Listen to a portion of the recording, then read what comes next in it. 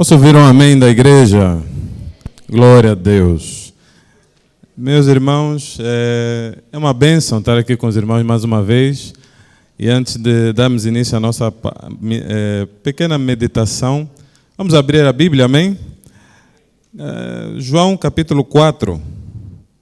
Evangelho segundo João, capítulo de número 4.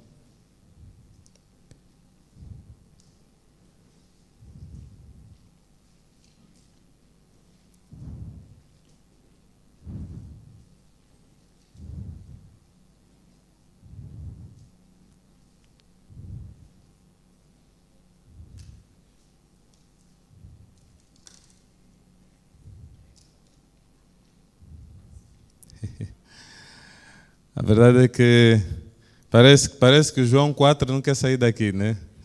O pastor Bruno pregou sobre João capítulo 4 há algum tempo e nós vamos ler esse texto, embora que o texto base do que vamos partilhar hoje esteja em Eclesiastes, mas nós vamos conseguir perceber melhor com essa história de João 4.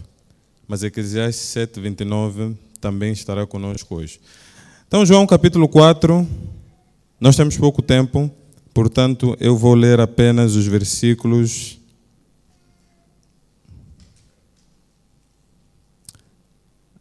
vou ler a partir do versículo 13, ok? Diz assim a palavra de Deus: quem beber dessa água tornará a ter sede, aquele, porém, que beber da água que eu lhe der, nunca mais terá sede. Pelo contrário, a água que eu lhe der será nele uma fonte que jorra para a vida eterna. Disse-lhe a mulher: Senhor, dá-me dessa água, para que eu não mais tenha sede, nem precise de vir aqui buscá-la. Disse-lhe Jesus: vai, chama o teu marido e vem cá. Ao que lhe respondeu a mulher: não tenho marido. Replicou Jesus: bem disseste, não tenho marido. Porque 5 maridos já tiveste, e esse que agora tens não é teu marido. Isso disseste com verdade. O Senhor disse à mulher, a mulher ao Senhor: vejo que és profeta.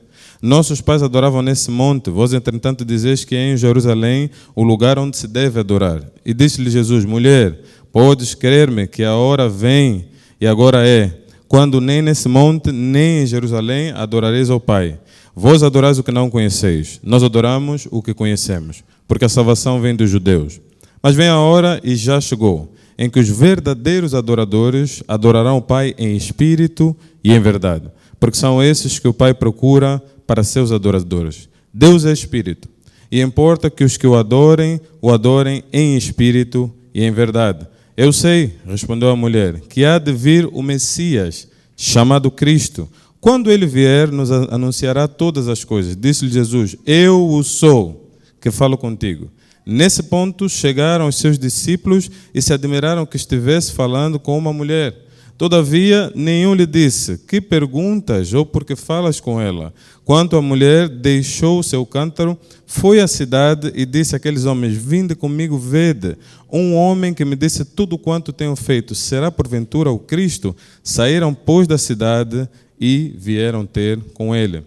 Também em Eclesiastes, pode abrir na tua Bíblia, no capítulo de número 7, nós encontramos um texto que eu gosto muito, no versículo de número 29, no final desse capítulo. Eu gosto muito do livro de Eclesiastes, entretanto, esse é um dos versículos que me chamam muita atenção.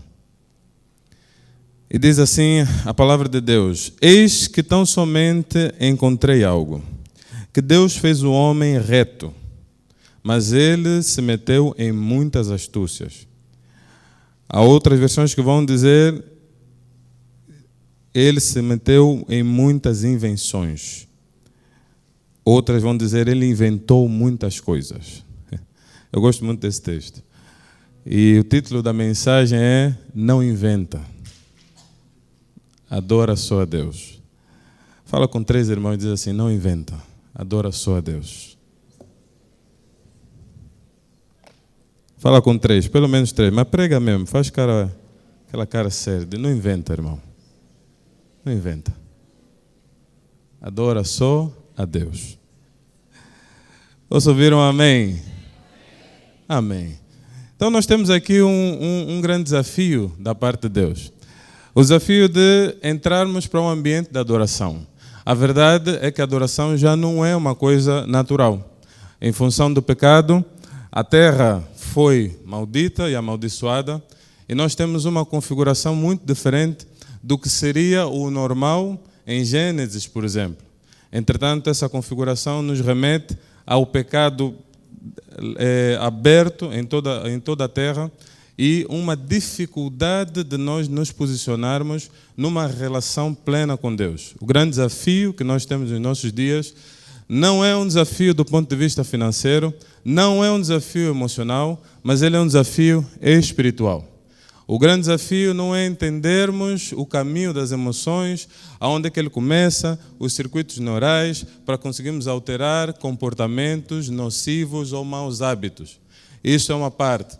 Mas o verdadeiro desafio é um desafio espiritual, aonde nós, por alguma razão, esta razão conhecida na Bíblia inicialmente por causa de Adão e Eva, mas depois, ao longo das nossas vidas, nós também conhecemos o bem e o mal e escolhemos o mal em algum momento, porque a Bíblia diz que todos pecaram e destituídos foram da glória de Deus.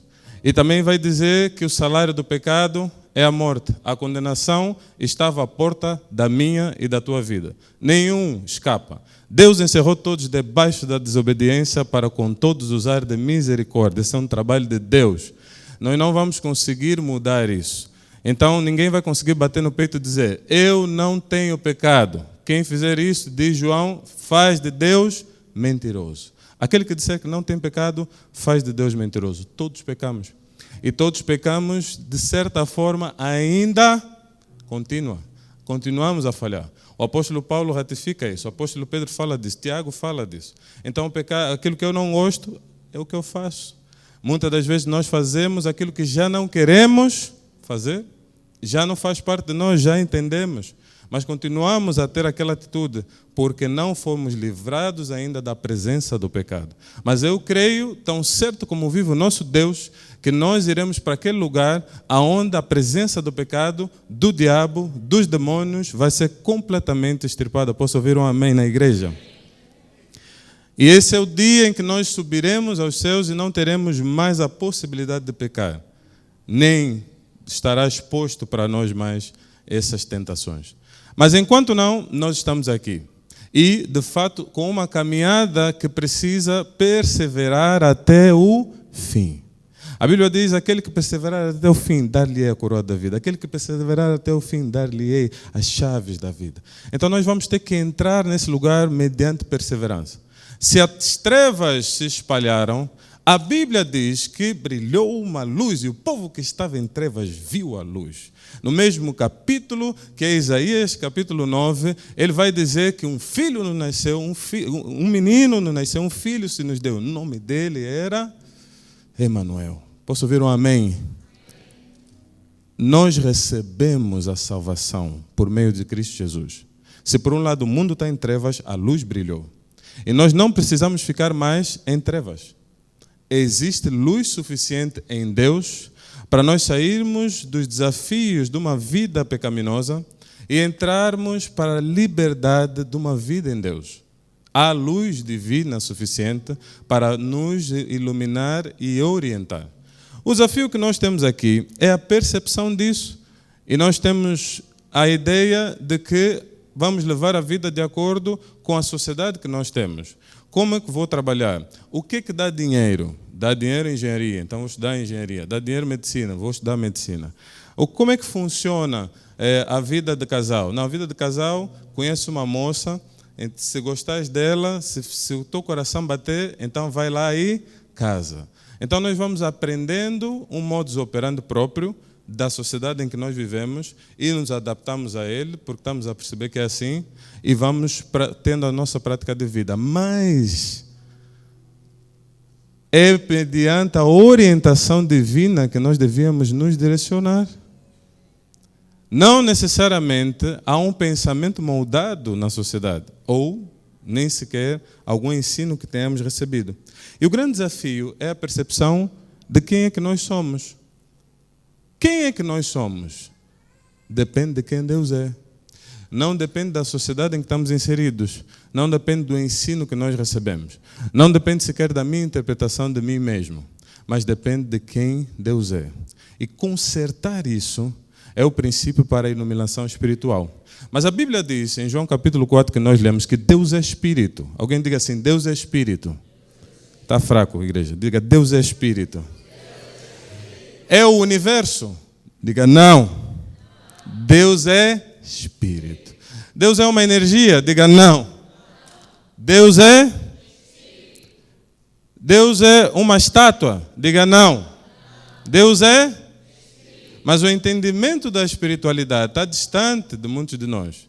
Porque entendemos que Deus é um pensamento humano. Uma ideia concebida por homens. Não.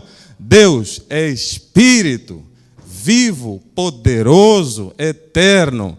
Nós precisamos entender quem é Deus. A conversa de Jesus com a mulher tem o seu ápice nessa frase. Ele diz, mulher, a grande questão tua de que tinhas 5 maridos e o 6º que tens não é teu, é que você não entendeu que Deus é Espírito. E estás à procura de uma solução para a tua vida no físico, quando o teu Deus é espiritual.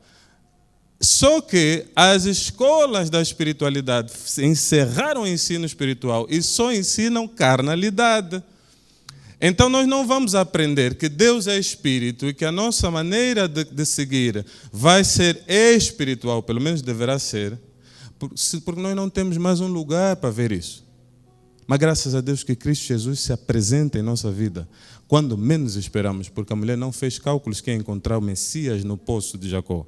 Ela disse, pronto, vou à igreja, um culto de domingo no Real Plaza, até lá é fresquinho, vou para lá, vou ouvir. Só que Jesus está aqui nesse lugar para mudar a tua história. Da mesma forma como ele apareceu para aquela mulher, ele disse, vocês adoram o que não conhecem, mas hoje é o dia de eu me apresentar para ti de forma diferente. Eu sou o Cristo. Eu sou aquele que muda a tua sorte. Mas há uma forma disso acontecer. E Jesus continua o seu discurso. Ele diz, eis a hora, chegada agora é, em que os verdadeiros adoradores adorarão o Pai em espírito e em verdade. Mulher, a tua espiritualidade vai sair daí quando você adorar a Deus. O que Jesus está a conversar com aquela mulher é o caminho para ela sair da vida em trevas que ela estava e entrar para a vida de luz. Ele está a dar as diretrizes. Ele está a dizer, estás perdida. Você não sabe muito bem como conduzir isso. Porque tinha 5 e está num 6º que não é teu.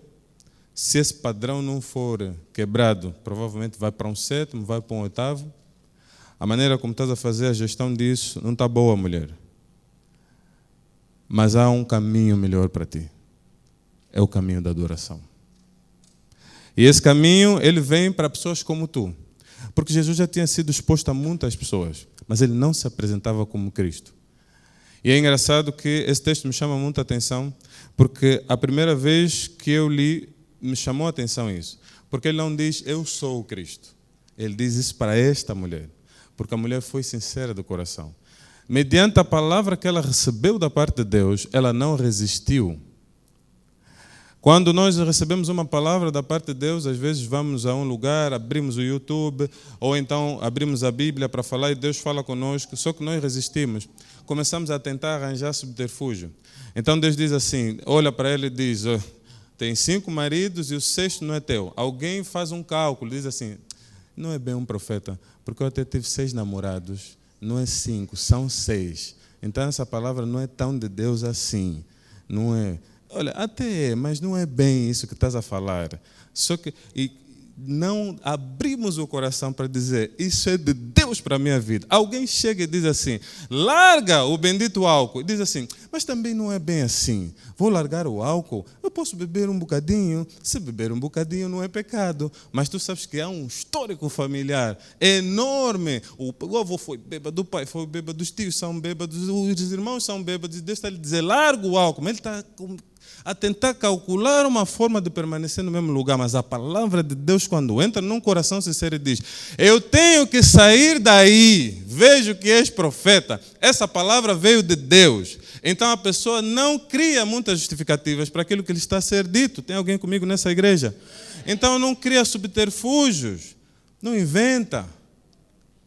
Inventa a história, porque não, isso não é de Deus, bem, não é bem assim, vamos ainda tentar consertar. Isso dificulta o trabalho do Espírito de Deus no coração dos homens. Mas hoje nós teremos homens e mulheres que não serão de dura cerviz, mas humildes do coração, para ouvir e obedecer a palavra de Deus com simplicidade. Posso ouvir um amém? Irmãos, é simples. Nós às vezes é quem complicamos. Porque na conta dela ela podia desfazer a profecia. Muitos de nós estamos a desfazer a palavra de Deus porque estamos a pôr muita coisa quando Deus foi muito claro no que falou. Só que nós ficamos ali a fazer cálculos, a dizer, não, peraí, não, isso não, calma. Isso não é bem assim, pastor Marcos, não é bem assim. Você está a dizer que eu tenho que ir para a célula às 21 é muito tarde, 19, 18 é muito tarde, não tem táxi, não sei o quê. Mas Deus falou contigo no teu coração, vai para a célula. Eu não gosto de dar exemplos, porque o Espírito Santo é um dom do Espírito. Os exemplos são extremamente assertivos. Aí vão dizer assim, o pastor está a falar de mim, o pastor está a falar comigo. Não, irmão, é Deus. Diga assim, é Deus. Então vamos lá. Olha só, nós vamos perceber quem somos quando percebemos quem Deus é. Deus é? Está muito fraco, igreja. Deus é? Não é uma força, não é um universo, não é uma energia perdida. Deus é Espírito, o Espírito de Deus, Ele é o Espírito. Agora, se não entendermos isso, nós entramos numa confusão diabólica. Eu não sou os meus pensamentos, não. Desculpa a todos os filósofos que dizem que você é o que você pensa. Não é isso que as Sagradas Escrituras ensinam.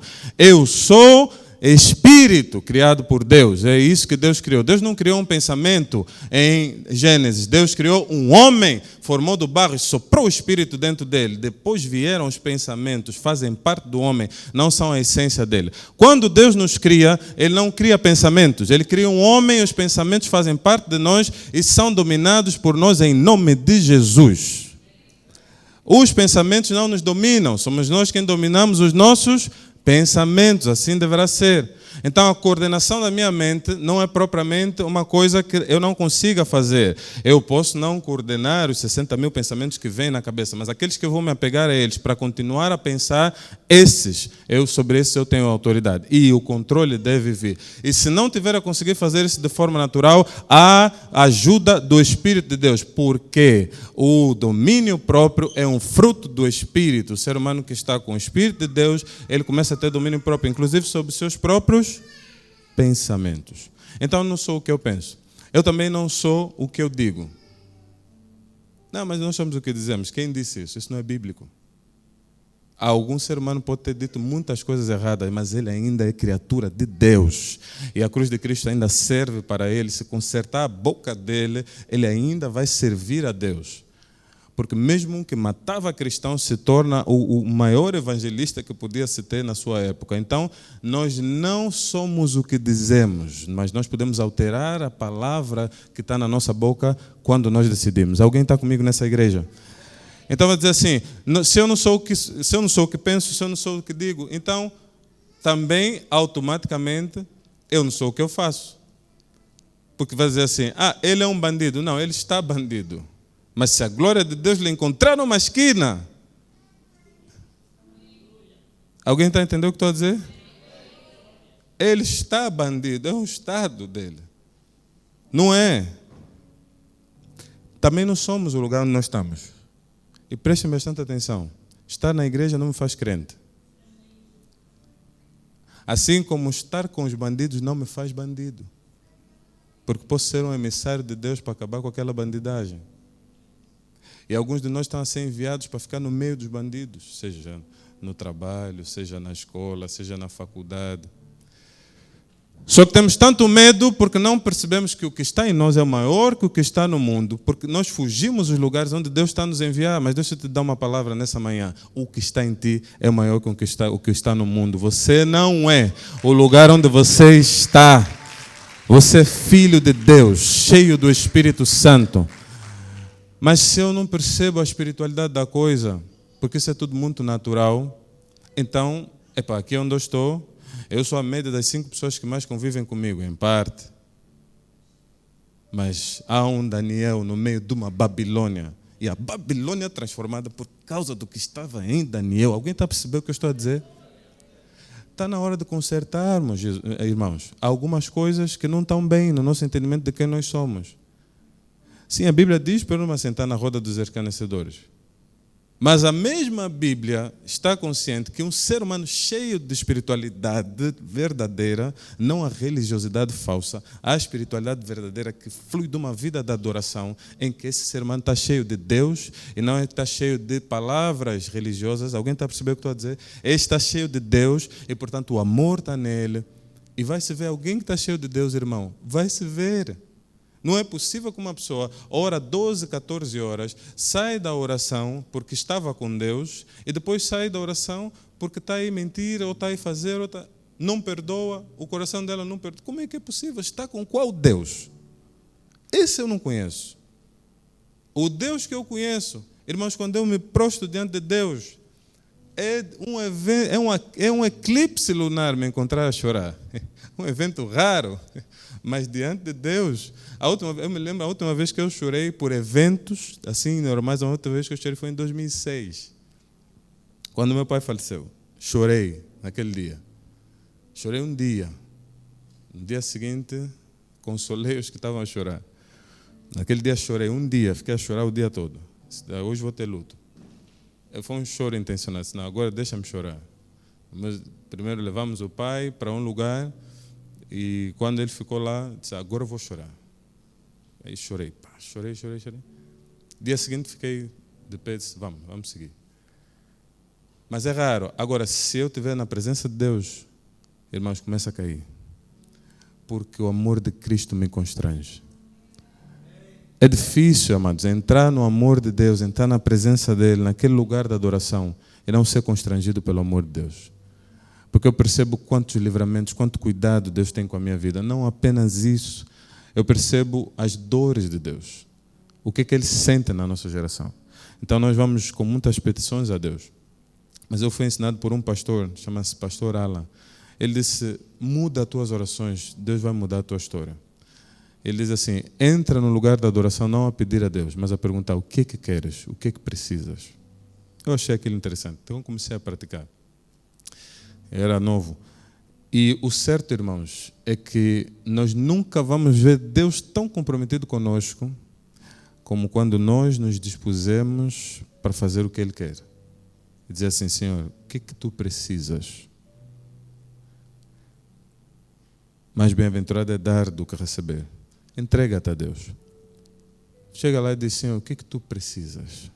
E tu vais ver que um amor diferente vai começar a brotar dentro de ti. Porque Deus às vezes precisa que nós sejamos intercessores do irmão, da mãe, do primo. Mas eu estou tão preocupado com meus problemas, só quero pôr. Mas o ambiente da adoração é um ambiente em que eu me rendo. Eu digo, eu estou aqui disponível. Eu te amo, Deus, eu quero estar contigo, é só isso que eu quero. Esse é o ambiente.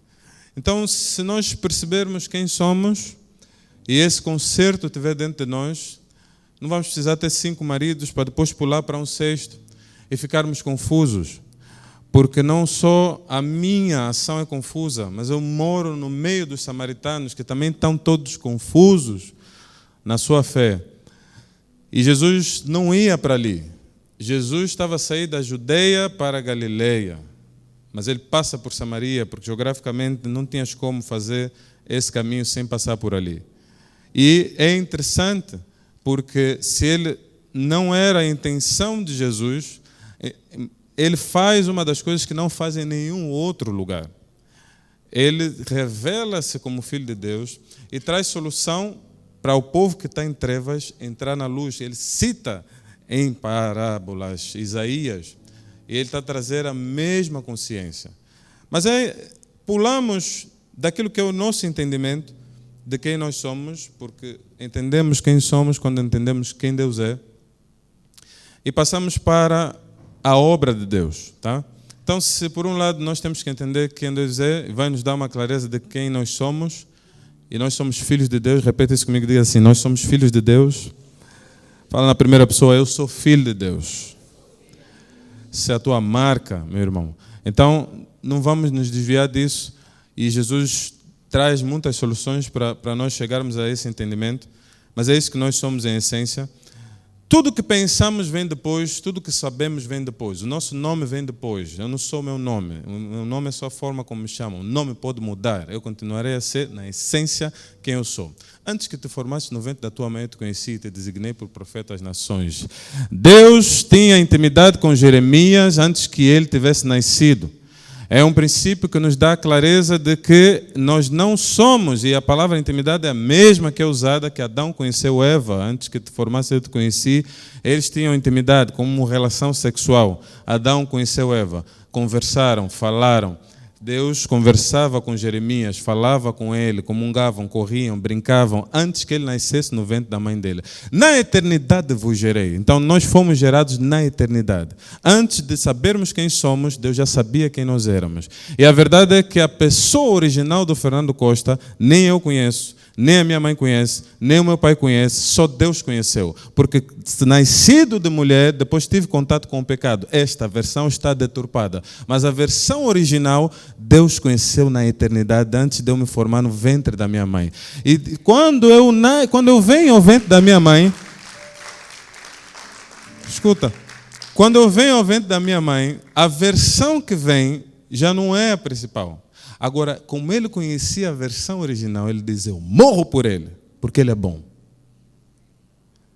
Eu dou a vida por ele, porque vale a pena. E alguém vai olhar e vai dizer, é um traste. Ele vai dizer, eu sei quem ele é. E por ele vou dar o meu sangue até a última gota, porque ele tem solução. Eu lhe vi no original. Eu lhe vi limpo. Sem essas ideias diabólicas, ele não tem nada disso. Ele pode ser limpo ainda. Alguém está a perceber? Mas a obra está em curso. Diga assim, a obra está em curso. Me ajuda a pregar, olha para teus irmãos e diz, a obra está em curso. Fala com três, diz, a obra está em curso. Meus irmãos, Deus poderia ter criado o mundo todo de uma só vez em um único dia. E Ele poderia ter dito assim, está tudo feito, isso tudo estaria feito. Quantos creem nisso? Digam amém. Mas a Bíblia relata um processo. E ele diz assim, 6 dias. E Deus cria, né? Num dia cria isso, no outro dia cria isso, no outro dia cria isso. Porque a obra está em curso. E Ele vai fazer as coisas em fases. E pois embora alguma coisa foi liberada no mundo espiritual para nós em plenitude, ela vai se manifestar num processo. Porque a vereda do justo é como a luz da aurora. E ela cresce até se tornar dia perfeito. Aquilo que vamos manifestar da parte de Deus poderá não estar pleno hoje, mas já está residente dentro de nós. E o grande desafio de fé é nós percebermos exatamente esse fato, em que muitas das vezes nós sentimos porque sentimos, não conseguimos explicar porque não é intelectual, é espiritual, que há algo dentro de nós que precisa se manifestar, mas nós não sabemos exatamente como vamos fazer. E às vezes tu olhas para as pessoas e dizes assim, tu não me conheces, só que tu também não te conheces. E é na presença de Deus que isso vai ser desbloqueado, né? Mas tu sabes porque sabes, e não sabes como sabes, que Deus tem alguma coisa contigo. E diz assim, eu não sei exatamente o que é, mas também não estou a viver ainda o que deve ser. Tem alguém comigo nessa casa? Eu sou o único perdido no espírito. Então, alguém não está a entender o que é, mas ele sabe que há algo a mais. E depois também não consegue explicar, porque nem olhos viram, nem ouvidos ouviram, e jamais desceu ao coração do homem o que Deus preparou, uma vida preparada. Então, alguém não sabe o que é. Ele diz assim, não é bem aquilo, mas também não é bem aquilo. É uma coisa aqui no meio que eu não estou a conseguir explicar muito bem, porque não vais conseguir explicar. Só vais conseguir viver. O que Deus fez na minha e na tua vida e a criação é única. Ninguém vai conseguir replicar o que Deus vai fazer através de ti nessa terra. Deus vai poder usar outras pessoas para fazer outras coisas e cumprir a obra. Ele substitui. Mas o que Deus vai fazer através de ti, só tu consegues fazer.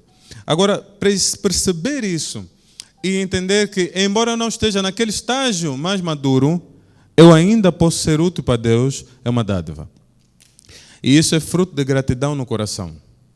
E dizer assim, ok, eu não tenho todo o conhecimento bíblico, mas os 2 versículos que eu conheço, vou transferir para o meu irmão que não conhece nenhum versículo.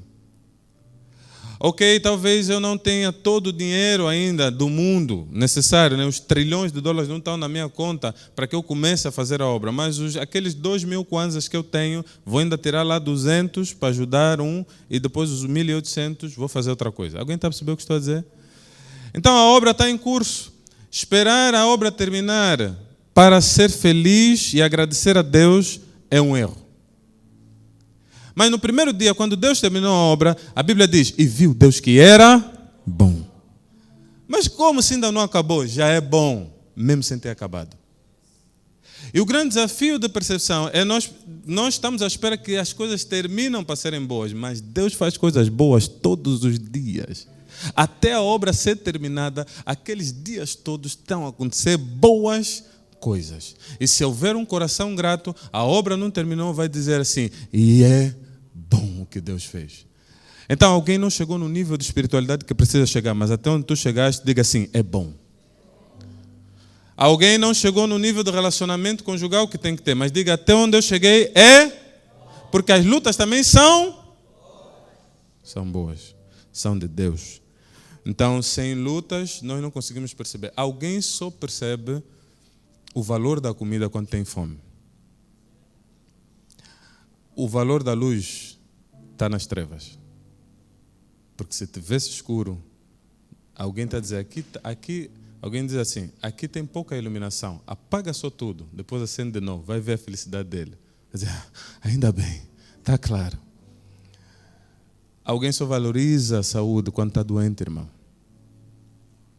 Porque muitas das vezes nós acordamos, estamos de pé e não sabemos o valor de ter 2 pernas para ficar de pé. Mas quando vê uma lesão e só uma perna está operacional, nós fazemos oração para outra ficar operacional. Mas no dia a dia levantamos, acordamos, saímos, nem agradecemos a Deus, tenho 2 pernas. Quando eu tive crise de labirintite, os olhos começaram a ficar, eu não conseguia ver bem. Além de ficar tonto, eu não conseguia ver. E houve um dia que estava tão forte que não via mesmo. Eu não via. Eu estava a olhar e estava tudo embaçado. Mas era o açúcar e os cristais de cálcio. No fundo, Deus queria falar comigo. O certo é que, no dia seguinte, quando eu acordei e vi, eu nunca tinha agradecido a Deus por ver. Eu nunca agradeci a Deus por ver, porque eu achava que era normal ver. Mas diga assim, ver é bom. Ver é bom, irmão. Quando eu acordei e vi, eu disse, Deus é bom. Consigo ver. Nós fugimos às tribulações e pensamos que o trabalho está mal e não está terminado porque tem esse problema, tem aquele problema, mas nos problemas é que as soluções são dadas. Se o mar não está lá, não se vê o mar abrir, não se conhece o poder de Deus naquela dimensão. Então alguém pode estar a reclamar muito por causa de problemas, está dizendo, não, mas essa obra não está boa, a minha vida não está boa. Deixa lhe dizer uma coisa, deixa Deus trabalhar, irmão. Fique em paz. Adora só a Deus. Não comece a inventar a coisa. Porque nós às vezes começamos a criar ideias onde não é necessário criar nenhuma ideia. Só deixar Deus fazer o seu trabalho. Ter paz espiritual. Por último, diga assim, o avivamento está na cruz. O avivamento está na cruz, meus irmãos. Então, é na cruz aonde nós vamos ser avivados. Existem muitos estudos, nós que crescemos na igreja, ouvimos sobre avivamento desde então, não é? Então, fala-se de avivamento aqui, avivamento ali. E a frase que eu mais gosto que fala de avivamento é a frase que diz, avivamento é viver a Bíblia. Repita isso comigo, diga assim, avivamento é viver a Bíblia. Então, avivamento é, na verdade, ser levado pelo Espírito de Deus a capacidade de seguir a Deus. Isso é avivamento. Isso é estar avivado no Espírito. Mas isso exige um tipo de disposição que é mesmo também da nossa parte. Então Deus vai fazer a sua parte, mas nós temos a nossa parte nesse processo. Eu creio, irmãos, que nós viveremos, estamos a viver agora um tempo de avivamento. Posso ouvir um amém? Eu sinto-me avivado no meu espírito. E quando entro em adoração, quando entro em oração, sinto avivamento. Mas creio que o avivamento não é só um aspecto pessoal. O avivamento é essencialmente, biblicamente falando, também um aspecto coletivo. Porque ninguém tem e recebe da parte de Deus todos os elementos necessários, inclusive para construir a sua vida espiritual. Eu preciso da pregação do pastor Cassiano. Eu preciso da oração do Abdel na célula. Eu preciso da palavra do Mário a respeito das ofertas. Eu preciso do Marques, preciso da Samanta. Eu preciso de cada um de vocês. Eu não vou conseguir trazer em mim a completude do que Deus quer sozinho.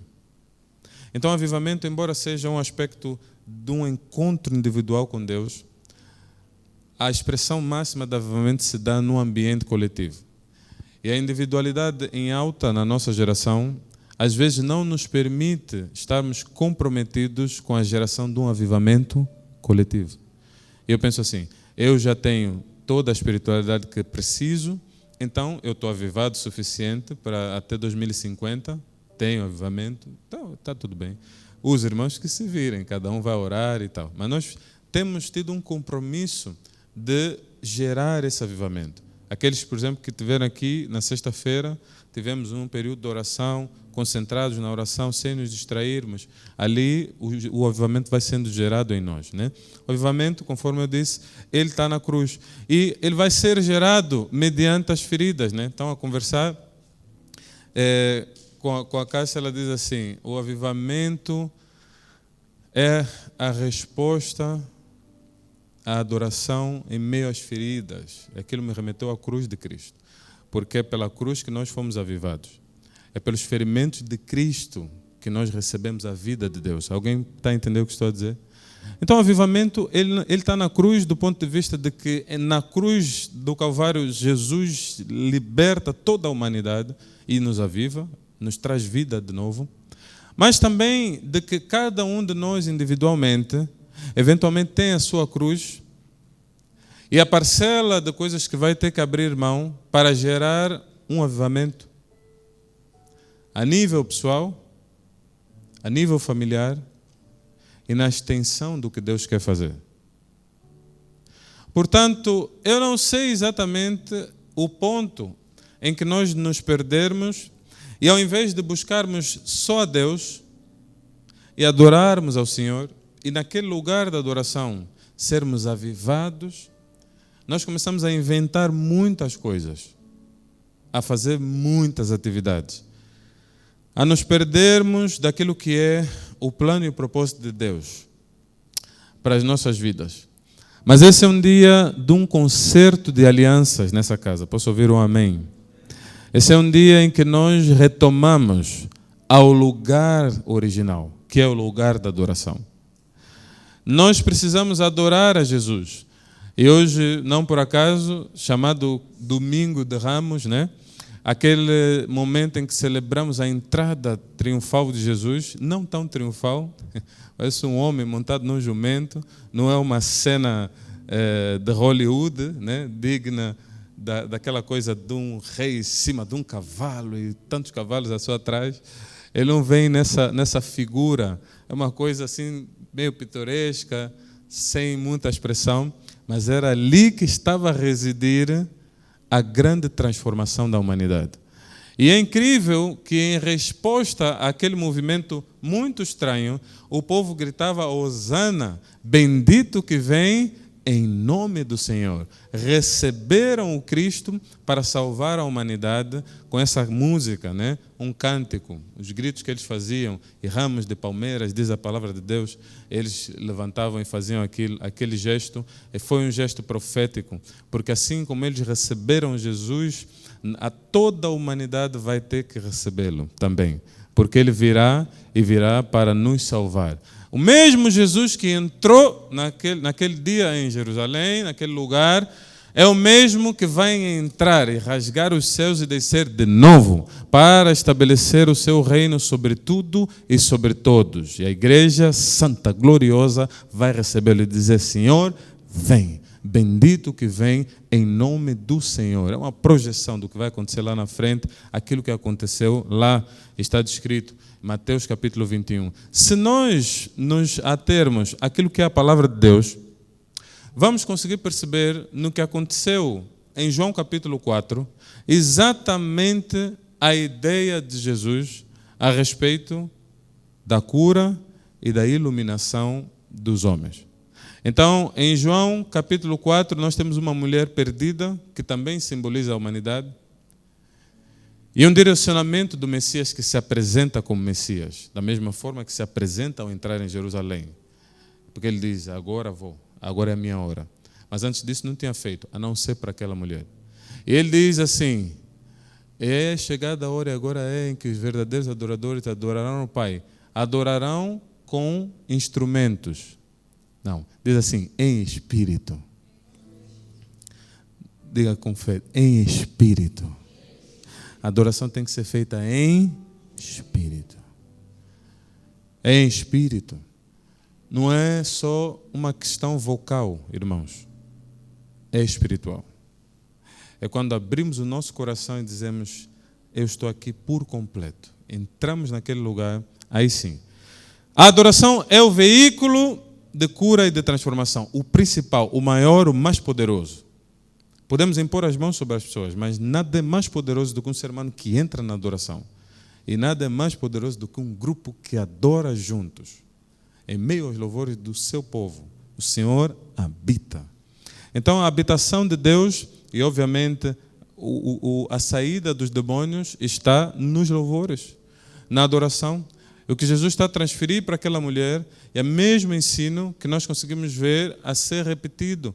E vai ali, vai em Apocalipse, nós conseguimos ver o mesmo padrão e conectamos os ensinos. O certo é, a última coisa que nós temos que fazer na nossa vida, assim como a primeira, é adorar. Ele diz assim, vocês oram mal. Então, quando orarem, entra no teu quarto, fecha a tua porta. Aí começa como? Começa com as nossas dores e desilusões. Não, Pai nosso que estás no céu, santificado seja o teu nome. Adora a Deus. E termina como? Com as nossas dores, desilusões, com choro? Não, porque teu é o reino, o poder e a glória para sempre. Amém. O que ele está a dizer? A nossa vida de oração tem que ser adorar. Mas entra para a oração, eu estou a sofrer, eu estou a doer, eu não sei o quê. Você está a ter um encontro contigo mesmo. Portanto, sais do mesmo jeito que entraste. Porque o homem não ajuda o homem, diz a Bíblia. Mas quem nos ajuda é, reconhece-o nos teus caminhos. Quando entra no lugar da adoração, meu irmão, baixa a cabeça.